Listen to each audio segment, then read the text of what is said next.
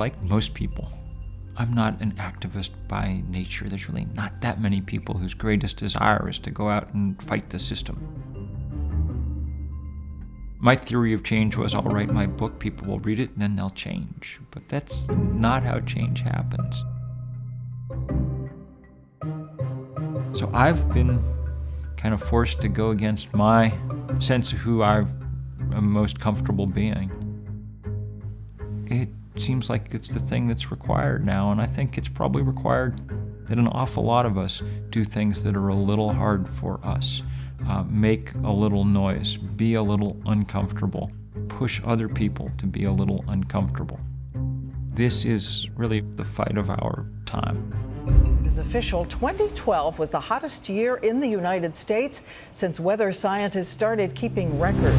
2012 was not only the warmest year on record, but also the second most extreme, featuring tornadoes, wildfires, a massive drought, rising seas due to climate change, heat-trapping gases from burning oil, coal, and gas. $10.9 billion in profits. People look at this and they say that's a world turned upside down. Listening to your testimony makes me even more convinced that we need to act to prevent cataclysmic climate change. BP cut corner after corner, and now the whole Gulf Coast is paying the price. How can you justify the record profits you're making? Well, our business is one of very large numbers.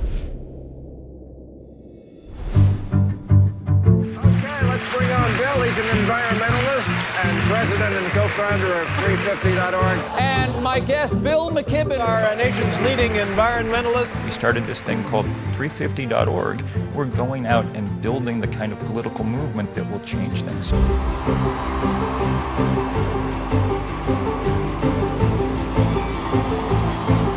We just announced this roadshow out across the country to really try and take it at the fossil fuel industry.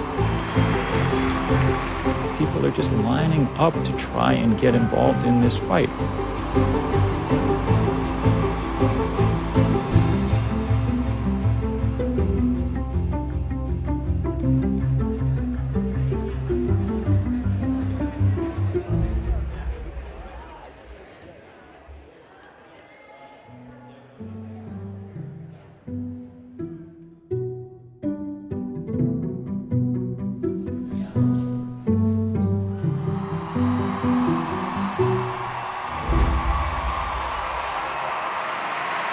Well, thank you all. Thank you all so much for being here today. It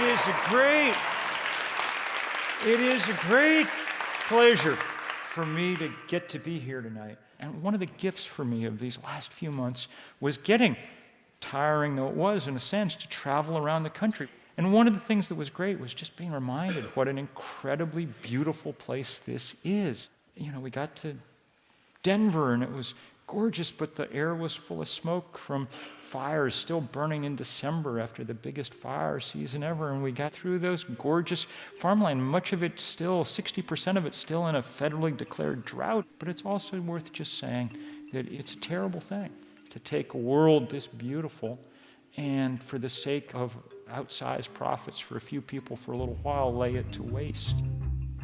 Tonight's the start of the last campaign I may really get to fight, not because I'm getting tired, but because the planet's getting tired. In the world that we've built, where our institutions aren't working the way they should, we have to do more than we should.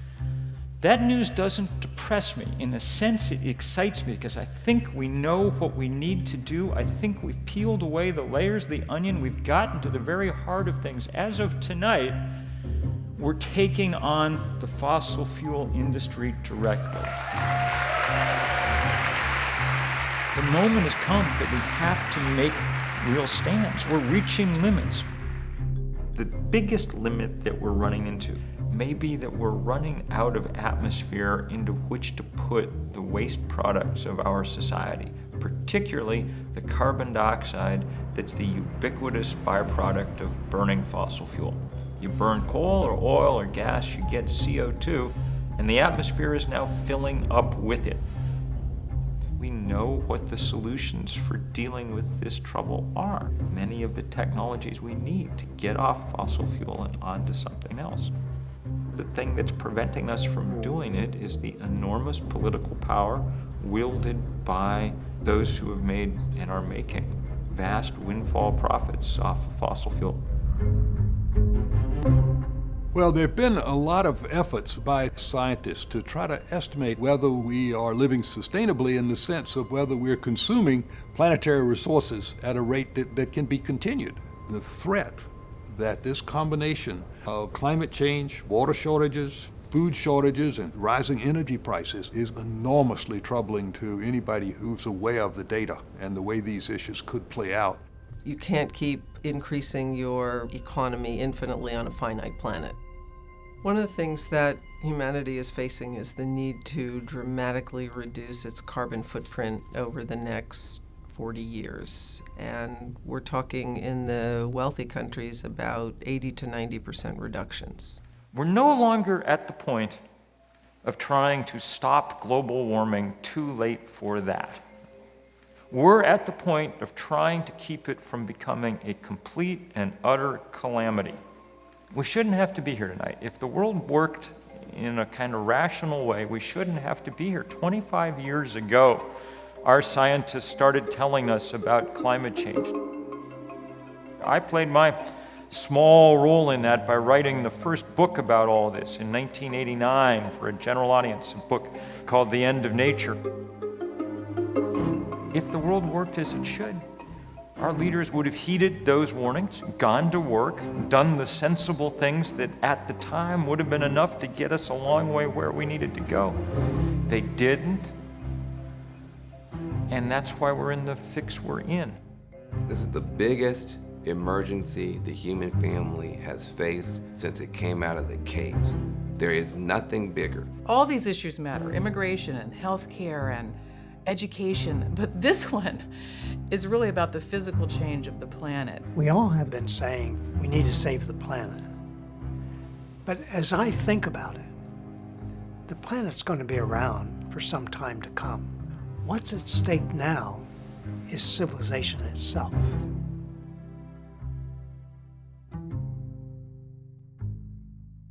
Our most important climatologist, Jim Hansen, had his team at NASA do a study to figure out how much carbon in the atmosphere was too much. The paper they published, maybe the most important scientific paper of the millennia to date, said we now know enough to know how much is too much. Any value for carbon in the atmosphere greater than 350 parts per million is not compatible with the planet on which civilization developed and to which life on Earth is adapted. That's pretty strong language for scientists to use. Stronger still if you know that outside today, the atmosphere is 395 parts per million CO2 and rising about 2 parts per million per year. Everything frozen on Earth is melting. The great ice sheet of the Arctic is reduced by more than half. The oceans are about 30% more acidic than they were 30 years ago because the chemistry of seawater changes as it absorbs carbon from the atmosphere. And because warm air holds more water vapor than cold, the atmosphere is about 5% wetter than it was 40 years ago. That's astonishingly large change. There's more energy coming in and being absorbed by the Earth than there is heat being radiated to space, which is exactly what we expected, because as we add greenhouse gases to the atmosphere, it traps heat. Now we can measure that, and that's the basis by which we can prove that the human-made impacts on atmospheric composition are the primary cause of the climate change that we're observing. So let's get to work. We're calling this Do the Math, and we're going to do some math for a moment. Just 3 numbers, okay? I wrote about them in a piece last summer for Rolling Stone, a piece that went oddly viral. It was the issue with Justin Bieber on the cover, okay? But here's the strange thing. The next day, I got a call from the editor saying, your piece has gotten 10 times more likes on Facebook than Justin Bieber's, you know? some of that is doubtless the result of my sort of soulful stare, but mostly it's because we managed to just kind of lay out this math in a very straightforward way that people needed to understand as we were going through what turned out to be the hottest year that America has ever experienced. Before we get to those three numbers, here's where we are so far. We've burned enough coal and gas and oil to raise the temperature of the Earth 1 degree. What has that done? There was a day last September when the headline in the paper was, half the polar ice cap is missing. Literally. I mean, if Neil Armstrong were up on the moon today, he would look down and see half as much area of ice in the Arctic. We've taken one of the largest physical features on Earth and we have broken it. Shall we work through the numbers? They're three, and they're easy. The first one's 2 degrees. That's how much the world has said it would be safe to let the planet warm. In political terms, it's the only thing that anybody's agreed to. Some of you may remember that climate summit in Copenhagen. There was only one number in the final 2-page voluntary accord that people signed. Only one number in it, 2 degrees. Every signatory pledged to make sure the temperature wouldn't rise above that. The EU, Japan, Russia, China, countries that make their money selling oil like the United Arab Emirates, the most conservative, recalcitrant, reluctant countries on Earth, even the United States. If the world officially believes anything about climate change, it's that 2 degrees is too much. Second number, scientists have calculated how much carbon we could pour into the atmosphere and have a reasonable chance of staying below 2 degrees. They say about 565 more gigatons. A gigaton is 1 billion tons. That's not a perfect chance. That's worse odds than Russian roulette, It sounds like it should be a lot. It is a lot. 565 billion tons of CO2. The problem is we pour 30 billion tons a year in now, and it goes up 3% a year. Do the math, and it's about 15 years before we go past that threshold. So that's sobering news. But the scary number is the third number. The third number was the important one and the new one, and it came from a team of financial analysts in the United Kingdom. And what they did was sit down with all the annual reports and SEC filings and things and figure out how much carbon the world's fossil fuel industry, how much they had already in their reserves. And that number turned out to be 2,795 gigatons worth of carbon. 5 times as much as the most conservative governments on Earth think would be safe to pour into the atmosphere. It's not even close. I mean, it's 5 times more. And once you know that number, then you understand the essence of this problem.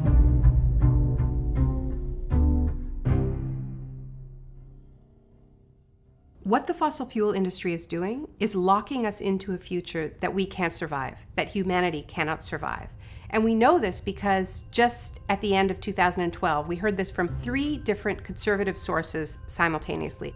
The World Bank, the International Energy Agency, PricewaterhouseCoopers, hardly a hippie outfit, all told us that if we do nothing but more of the same, if we dig up those reserves, we are headed towards 4 to 6 degrees warming Celsius. These numbers show, and I want to be absolutely clear here, these companies are a rogue force. They're outlaws. They're not outlaws against the laws of the state. They get to write those for the most part. But they're outlaw against the laws of physics. If they carry out their business plan, the planet tanks. And we have all the engineers and entrepreneurs we need. The thing that's holding us back above all else is the simple fact that the fossil fuel industry cheats. Alone among industries, they're allowed to pour out their waste for free. Nobody should be able to pollute for free. You can't, I can't, we can't walk out of here and go litter for free. If you do, you get a fine. If you run a small business, you can't just dump all the garbage in the road. You gotta pay to have it hauled away or you get a fine.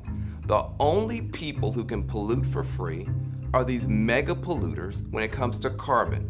big oil, big coal. If you get a $25 fine for littering, you're going to pay $25 more than all of the industrial polluters have ever paid in 150 years for the carbon they've been dumping. That's how whack this whole thing is. It's almost how we define civilization. You pick up after yourself, unless you're the fossil fuel industry, then you pour that carbon into the atmosphere for free, and that is the advantage that keeps us from getting renewable energy at the pace that we need. We should internalize that externality. The only reason we haven't is because it would impair somewhat the record profitability of the fossil fuel industry, and so they have battled at every turn to keep it from happening. These are rogue companies now. Well, once upon a time, they performed a useful social function. For a long time, the U.S.'s engine was fossil fuels like oil and coal to power trains, to power cars, to power industry. In the mid-1900s, we realized that there were consequences. If you look at industries like coal now, we just did a report with Harvard Medical School that showed that if they actually paid for what they're doing to us, what we're paying indirectly for that electricity, coal would cost anywhere from 3 to far more times its current cost. They would be out of business. And that is just financially and morally bankrupt. When a utility burns coal, it is the cheapest source of fuel, but they're not paying the full price. The externalities, the additional costs to society, to human health, to the environment, are not factored in as a cost of doing business. We subsidize the fossil fuel industries. We are paying them to continue to keep polluting, and this means all kinds of things. It's tax breaks, it's loans, it's the fact that armies protect their pipelines and protect their trade routes. You're helping them stay on top and preventing their competitors, like renewable fuels, from competing. What we need is a level playing field. We could be using that public money, taxpayer money, to make the shift to green energy. Occasionally, they will pretend to be seeing the light. 10 years ago, BP announced that their initials now stood for Beyond Petroleum, and they got a new logo. And they put some solar panels on some gas stations, and they invested a tiny bit of money, pittance, in solar and wind research. Even that proved too much. 3 years ago, they sold off those divisions and said that from now on they were going to concentrate on their core business, which turned out basically to be wrecking the Gulf of Mexico.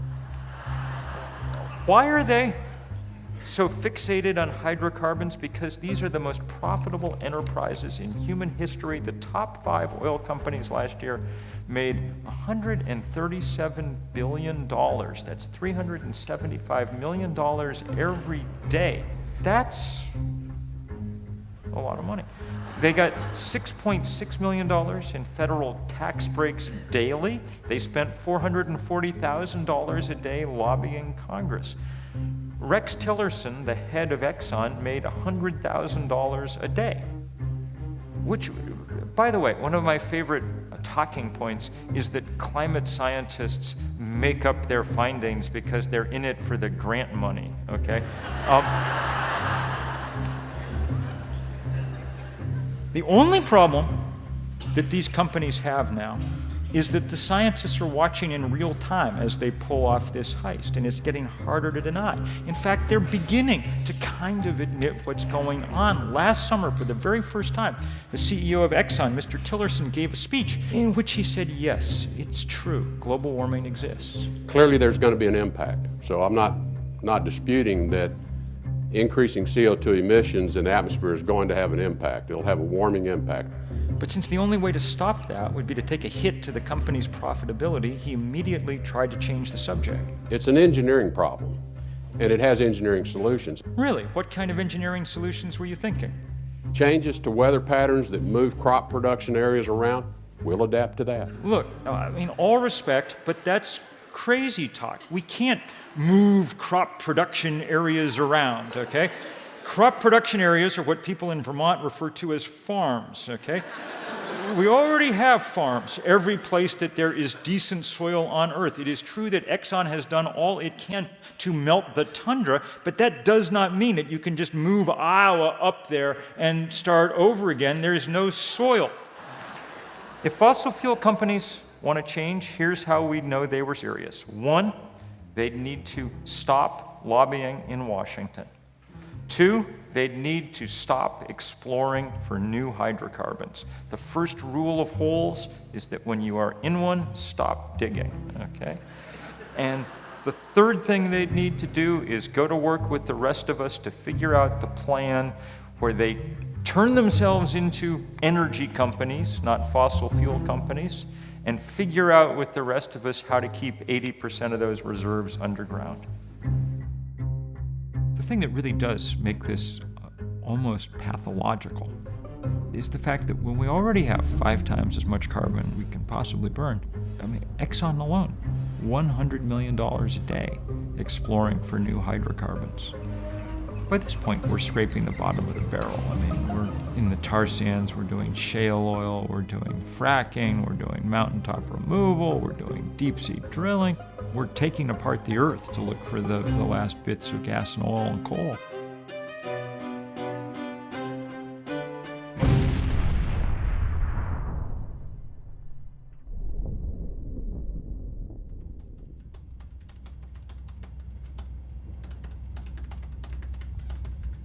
I find that when I get depressed, the best antidote by far is action, and I think that that's true for most people. The problem with climate change is that it seems too big for any of us ourselves to take it on, and indeed it is. It's only when we're working with other people, as many other people as possible, that we have any hope. So that's why I spend my time trying to build movements. I think it's the only chance we've got. Anybody can get involved. There's always stuff to be done, and more of it all the time. That's what movements look like. We started 350.org in 2008, and when I say we, I mean me and 7 undergraduates at Middlebury College. We had the deep desire to try and do some global organizing about the really first global problem this planet's ever faced. And we spread out around the planet, and for the next year or so, we found people all over this earth who wanted to work with us. We asked them all to take one day, and this is our first big day of action, was in the fall of 2009. We said, will you all join us for one day? Will you do something on that day to take this most important number, 350, and drive it into the information bloodstream of the planet? For the next 48 hours, pictures just poured in, many a minute. Before it was over, there had been 5,200 demonstrations in 181 countries. CNN called it the most widespread day of political activity in the planet's history. Communities across the globe gathered today to rally for solutions to climate change. The rally was part of locations around the globe. Hundreds of environment campaigners gathered in Edinburgh today. So we've gone on since then to do more of these big days of action. We work in every country but North Korea. We have had about 20,000 rallies or so, and we've gone on to do more direct things, spearhead the fight against the Keystone Pipeline, organize the largest civil disobedience action in 30 years. Now the high-stakes battle over whether the Obama administration should approve a major oil pipeline bisecting the U.S. Would transfer tar sand from Alberta, Canada, down to the Gulf of Mexico. The type of oil the pipeline would carry is far more toxic. Among the dirtiest of all fossil fuels. This pipeline has proven to be very controversial. To the federal government to decide whether or not to give Keystone XL the green light. Tar sands is destructive in and of itself, but it's also symbolic of a way of developing, a way of growing our economy that just can't be sustained. Now, right now, a company called TransCanada has applied to build a new pipeline to speed more oil from Cushing to state-of-the-art refineries down in the Gulf Coast. And today I'm directing my administration to cut through the red tape, break through the bureaucratic hurdles, and make this project a priority.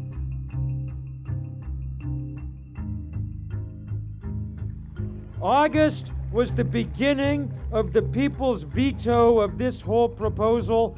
We will never give up until the very idea of Keystone XL is dead and buried.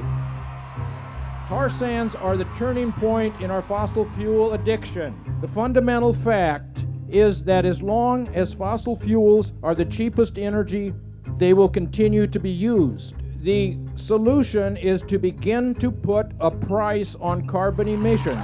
We, the American people, should not have to sacrifice our land and water to meet TransCanada's bottom line. We stand here right now because we are at our lunch counter moment for the 21st century. President Obama, do the right thing. We are at a tipping point in America's history for this environmental movement. If you are going to be risking arrest, you're going to be lining up on this sidewalk. When I saw the acts of civil disobedience in front of the White House, people saying, I will not let this Keystone pipeline be built. I won't let us be committed to an energy plan based on fossil fuels. You know, the people that got arrested in front of the White House, those were not people who were all self-identified environmentalists. Those were farmers and ranchers. Those were people from indigenous communities. Those were business leaders. Those were grandparents and moms and dads. We're really starting to see an expansion of the group of people that are fighting this fight, but we have a lot further to go on that. I've been forced to do things I didn't imagine I'd ever do. Stand up on a stage in front of thousands of people, go to jail. We're probably not going to be able to stop them all, one pipeline, one mine at a time. We're also going to have to play, offense. We think one thing the fossil fuel industry cares about is money, so that's what we're going to go after. You want to take away our planet and our future, we're going to try and take away your money, we're going to try and tarnish your brand. This industry has behaved so recklessly that they should lose their social license, their veneer of respectability. We need these guys to be understood as those outlaws against the laws of physics. We need to take away some of their power, and there's a lot of ways we're going to do it. One tool, first tool, is divestment. We're going to ask or demand that institutions like colleges or churches sell their stock in these companies. The logic could not be simpler. If it's wrong to wreck the climate, it's wrong to profit from that wreckage. That argument has worked in a big way exactly once in U.S. history. There had been scattered violent incidents in the Athlone mixed-race neighborhood. Authorities returned fire without warning. Organized, vocal, and committed, students urged the university to divest itself of all investments in South Africa. That's what happened during the fight against South African apartheid, when at 155 colleges and universities, people convinced their boards of trustees to sell their stock. And when Nelson Mandela got out of prison, one of his first trips was to the U.S., and he didn't go first to the White House. He went to Berkeley to say thank you to the University of California students who had forced the sale of $3 billion worth of apartheid-tainted stock. Here's what we demand. 1, no new investments in fossil fuel companies. 2, a firm pledge over the next 5 years that they will wind down their current positions. It's not unreasonable. It's hard, but it's not unreasonable. I'll give you a piece of news. The first college in the country to divest all its stock from fossil fuel companies is a college in Maine called Unity College with a $13 million endowment, and none of that $13 million at this point is in fossil fuels anyplace. Divestment really, in one sense, was a no-brainer for us. When you look at other institutions and their struggle with whether or not to divest, it really boils down to one simple thing: willingness. The mayor in Seattle, he said, I spent the afternoon with my treasurer, and we're figuring out how we're going to get the city's funds out of fossil fuel companies.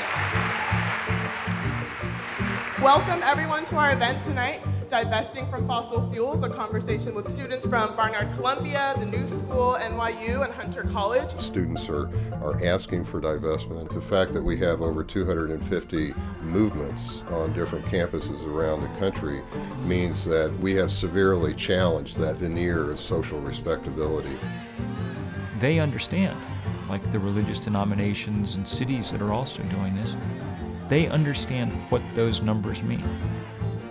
It's inconsistent with the reason these institutions exist for them to continue to invest in something that is dedicated to the destruction of civilization.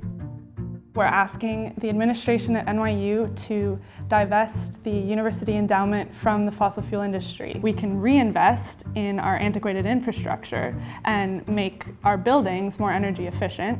People are always looking for this silver bullet. Instead, it's the silver buckshot. How this campaign fits into the greater scheme of things is that this is just one of those ways in which we can take action. These are the kind of solutions that the university should be leading on. And they should be saying, we're going to take the money that's piled up in our endowment that right now is either doing nothing or doing harm, and we're going to take that money away from the problem makers, give it to the problem solvers. Once you know what's evil, now if you're ignorant, you got to pass. But once you know what's evil, you have a moral responsibility to withdraw your energy from it. We are participating in the destruction of our own world even if we don't want to, because the fossil fuel industry is so intertwined in so many aspects of American life. They rely on our corporation to continue what they're doing. But what if we said no? The divestment work is a piece of that. And what it does is it has the ambition of transforming hundreds, thousands of institutions in the US to be allies rather than adversaries. We as everyday people have so much power. If you are a member of a church, you have the ability to work with your fellow congregants to make sure that your church is not investing in fossil fuel companies. If you are a student on a college campus, not only do you have the opportunity, I think you have the responsibility to work with your fellow students to make sure that your institution of higher learning is not investing its endowment in the companies that are destroying your future and this planet. We have to send a message, a very clear message to big oil, big energy, that we are going to hold them liable and we are going to divest if they won't themselves begin to change. There is nothing, and I mean nothing, radical in what we are talking about here. All we're asking for when we talk about climate change is a planet that works the way that it did for the last 10,000 years, a planet that works the way the one we were born onto works. That's not a radical demand. That's, if you think about it, a conservative demand. Radicals work at oil companies. If you wake up in the morning to make your $100,000 a day, you're willing to alter the chemical composition of the atmosphere, then you're engaged in a more radical act than anyone who ever came before you. And our job is to figure out how to check that radicalism, how to bring it to heel, how to keep it from overwhelming everything good on this planet.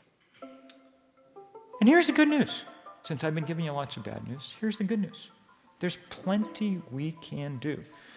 The long-term solution to climate change is very clear. We need to make the leap to renewable energy. We need to do it quickly, which will be hard. It'll be the hardest thing we've done since, gearing up to fight World War II or something. But it's by no means impossible. When I feel a little overwhelmed with all the things we need to do, I go back and reread the economic history of World War II. It was just a matter of months, for the U.S. automobile industry, producing cars to tanks, planes, and ships. It didn't take decades to restructure the U.S. industrial economy. It didn't take years. It was done in a matter of months.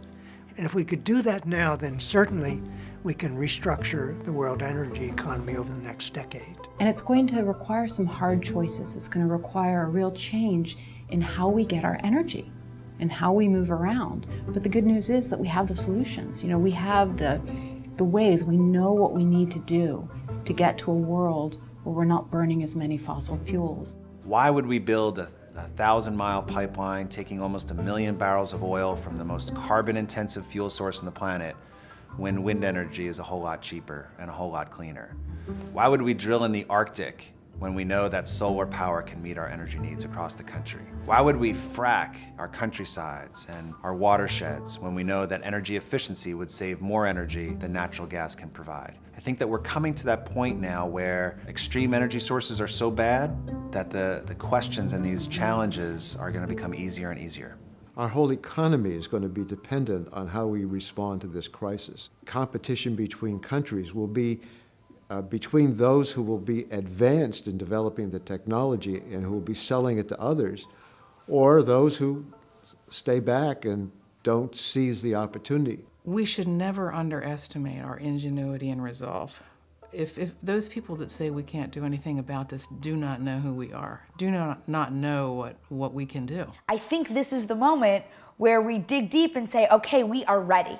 The solutions are in front of us, and no longer in good conscience can any of us, everyday citizens, elected officials, religious leaders, stand idly by. All the big problems that we have, they all have very local solutions. And finding what those solutions are actually result in a whole bunch of different benefits from an environmental standpoint, economic standpoint, and a social aspect.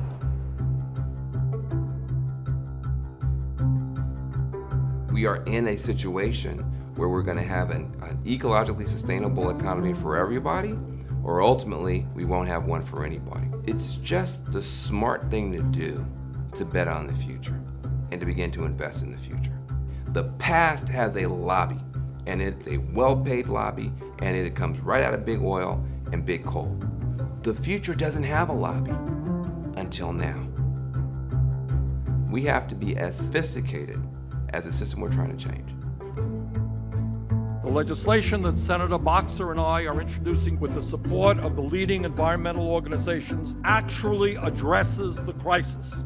A major focus is a price on carbon and methane emissions. I think a lot of people wonder, maybe still wonder, whether our political system is up to this task.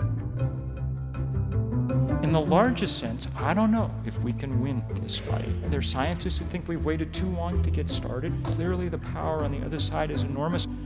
Every once in a while I get discouraged. There was a TV reporter who was, sort of grilling me. He said, well, this just seems impossible. You're up against the richest industry on earth. This just seems like one of these David and Goliath stories. What chance do you have? And I was thinking, oh, you're right, this is terrible. But then I thought, and since we're in church, maybe this is apropos, I thought, I know how that David and Goliath story comes out. David wins against the odds, okay? I don't know if we're gonna win, but we have real chance. We know that civil disobedience has helped to achieve great things. It's helped to secure for women the right to vote. It's helped to end segregation. And so we know that we can't win on climate change if we continue to dither, if we continue to talk about it but not do anything. We have a moral catastrophe on our hands. We have to do this because our democracy has been subverted, our laws have been subverted. As I say, it's criminal, and I say that not lightly. When you have no recourse in our democracy, legally or democratically, we not only have the right, but we have the duty to break the law, to show our discontent. As a nation, we can come together. This is not about Republican or Democrat, it's about humanity. We're connected to each other, and that organizing has got to be the basis for this kind of larger fight. We're very glad to be here. Some of us are especially glad to be here because we're glad to be out of jail, where we spent much of yesterday in this demonstration about the Keystone Pipeline, and that's, of course, one of the reasons that Americans are descending on this city this week. Thousands of people marched past the White House and urged President Obama to take strong measures to combat climate change. The second high-profile event organized in a week by groups including the Sierra Club and 350.org. I'm here because I have an obligation to my children, my ancestors, our future generations. If this pipeline goes through, it will be at the cost of human life. When disaster strikes, it's not going to know race, color, or creed. The fossil fuel barons, their lawyers, their spin doctors are losing their grip on our country's psyche. We're not going to create the clean energy economy when one side beats the other. We're going to win when we all come together for solutions that work for all of us. And the good news is that in this country, when we finally decided that we're going to take action on a moral question at the center of who we are, we tend to respond, when we respond, explosively. That is the epic struggle of this century, and we're going to meet it. If we don't, we won't have a 22nd century. Whenever a great generation stands up, it stands up based on idealism. It stands up based on moral courage, and that's what's happening now. This is the last minute in the last quarter of the biggest, most important game humanity has ever played. The reality of our movement is this: if we fail, the consequences are dire. None of you could be in a more important place than you are right now. Part of this battle against the very deepest problems we've ever faced. Very few people on Earth ever get to say, I'm doing the most important thing I could be doing any place on the planet at this moment in time, but you guys get to say that because you are on the front lines of this all-important battle. I think we can win this fight. I think we can win it if we act as a community, if we do not do anything that would injure that community, but instead build and knit that community together in a way that allows it to take powerful action. We know the end of the story. Unless we rewrite the script, it's very clear how it ends with the planet that just heats out of control. So, that's our job, to rewrite the story. All I ever wanted to see was a movement of people to stop climate change, and now I've seen it. Today I know we're going to fight. The battle, the most faithful battle in human history, is finally joined, and we will fight it together.